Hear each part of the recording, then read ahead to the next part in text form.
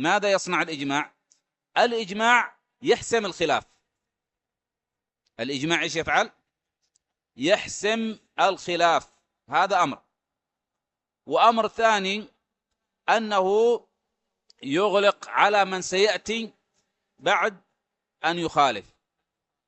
ولذلك لا تلتفت إلى زعم بعضهم الإجماع على أمور عقدية وقد وقع الإجماع على خلافها. لو قرأت في بعض الكتب المصنفة في الإجماع مثل الإقناع لابن القطان عفى الله عنه وكان أشعريا، تراه عفى الله عنه ينقل الإجماع على بعض العقائد التي وردت على طريقة الأشعرية.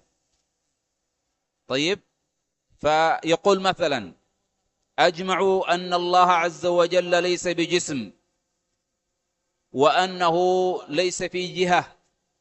هذه كلها إيش؟ عقائد دخيلة لم تأتي عند السلف، ما كان الصحابة يعرفونها ولا التابعين ولا كذلك أتباعهم كانوا يعرفون هذه المصطلحات الكلامية.